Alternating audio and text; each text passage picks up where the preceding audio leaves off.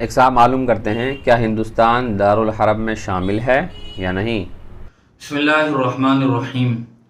ہم زمین کے جس خطے پر آباد ہیں اس کو ملک ہندوستان، بھارت اور انڈیا کہا جاتا ہے، لیکن یاد رکھنا چاہیے کہ 1947 15 اگست سے پہلے ہندوستان کا یہ نقشہ اور یہ میپ نہیں تھا جو آج ہمارے سامنے ہے۔ انگریز جب یہاں حکومت کر رہے تھے تو ہندوستان کی اس زمین کے ساتھ پاکستان اور بنگلہ دیش کی زمین بھی شامل تھی، جس کو ہندی میں اکھنڈ بھارت اور ہم اردو میں جس کو بر صغیر کہتے ہیں۔ انگریزوں کی آمد سے پہلے بھی ہندوستان کے مختلف علاقوں میں اور مختلف زمانوں میں مختلف بادشاہوں، مختلف نوابوں، راجوں، مہاراجاؤں اور مراٹھوں کی حکومت رہی ہے۔ اس لیے ہم نے سنا ہوگا کہ ہندوستان میں مختلف زمانوں اور مختلف علاقوں میں خلجی، لودھی، تغلق اور مراٹھوں کی حکومت رہی ہے۔ اس کے بعد جب مغل کا دور حکومت تھا 18ویں صدی میں، ہندوستان پر انگریزوں نے اچھی طرح قبضہ کر لیا تھا اور یہاں سامراجی نظام نافذ ہو گیا تھا۔ لیکن جب ہندوستان کے لوگوں کو یہ بات اچھی طرح پتہ چل گئی کہ انگلستان کے لوگوں نے جو یہاں تاجر کی حیثیت سے آئے تھے ہم پر قبضہ جما لیا ہے، تو یہاں کے لوگوں نے چاہا کہ ہم ان کو اپنے ملک سے اور اپنی زمین سے بھگائیں۔ چنانچہ اس کے لیے بہت تگ و دو کی گئی، محنتیں ہوئی اور جنگ آزادیاں لڑی گئی، مختلف تحریکیں ہوئیں۔ اس میں بالخصوص مسلمانوں اور علماء نے بڑے پیمانے پر قربانیاں دی، اپنی جانوں کا نذرانہ پیش کیا، اپنے بچوں کو یتیم کیا، بیویوں کو بیوہ کیا اور بے تحاشا قربانیاں دی۔ نتیجہ یہ ہوا کہ 15 اگست 1947 کو ہمارا ملک آزاد ہو گیا۔ ہندوستان کے اس نقشے کے ساتھ پاکستان الگ ہو گیا اور پھر 1971 میں پاکستان سے بنگلہ دیش الگ ہو گیا۔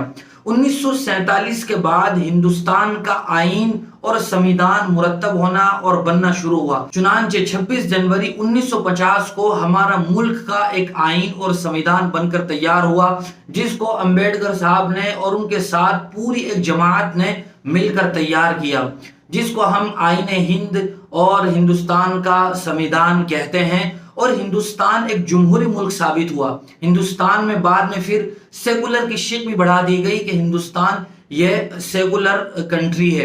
ہندوستان میں جو نظام حکومت رائج ہے، جو سسٹم رائج ہے، وہ ڈیموکریسی ہے۔ ہندوستان یہ ڈیموکریٹک کنٹری ہے، لارجسٹ ڈیموکریٹک کنٹری آج ہندوستان ہی ہے ساری دنیا میں۔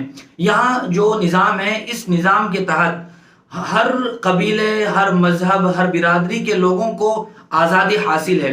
ہندوستان میں بسنے والے ہر شہری کو، ہر آباسی کو اپنے طور پر یہ اختیار حاصل ہے کہ وہ جس مذہب کو چاہے اپنا لے اور وہ جس کے ساتھ شادی کرنا چاہے وہ کر سکتا ہے، بالغ ہے۔ ہندوستان کے تمام تر آئین کا وہ حقدار ہے، لہذا وہ آئین کے ماتحت رہتے ہوئے جس مذہب کو چاہے فالو کر سکتا ہے۔ ہندوستان میں جمہوری نظام رائج ہے، لیکن افسوس کی بات یہ ہے کہ دن بدن ہماری یہ ڈیموکریسی کمزور ہوتی چلی جا رہی ہے۔ اس کی وجہ یہ ہے کہ ہندوستان پر جو پارٹی برسر اقتدار ہے وہ ایک خاص ایجنڈے کے تحت کام کر رہی ہے، جس سے بہت سی مرتبہ نئے سوالات بھی پیدا ہوتے ہیں اور ہندوستان کے لوگوں کو جو اپنے وطن سے محبت کرتے ہیں ان کو یہ فکر بھی لاحق ہوتی ہے کہ ہندوستان جو ایک جمہوری ملک ہے، یہاں ایک اسپیشل کمیونٹی کے لوگوں کی آزادی کو سلب کیا جا رہا ہے اور ان کے ساتھ جانبدارانہ رویہ اختیار کیا جا رہا ہے۔ بہت سی مرتبہ ایک آدمی کے لیے الگ قانون ہوتا ہے، دوسرے آدمی کے لیے الگ قانون ہوتا ہے، مالدار کے لیے الگ قانون ہے، غریب کے لیے الگ قانون ہے، اور ایک مذہب کے لیے گویا الگ قانون ہے، دوسرے مذہب کے لیے الگ قانون ہے۔ مالدار قانون کو پیستا ہے، قانون یہ غریب کو پیستا ہے۔ تو بہت سی مرتبہ ہمیں یہ دیکھنے کو ملتا ہے کہ یہ فرق ہو رہا ہے، جس کی وجہ سے ہمیں یہ فکر اور تشویش لاحق ہوتی ہے کہ ہندوستان کی جو اصل ڈیموکریسی ہے، ہندوستان کا جو اصل نظام حکومت ہے یعنی جمہوریت، وہ کمزور ہوتا چلا جا رہا ہے۔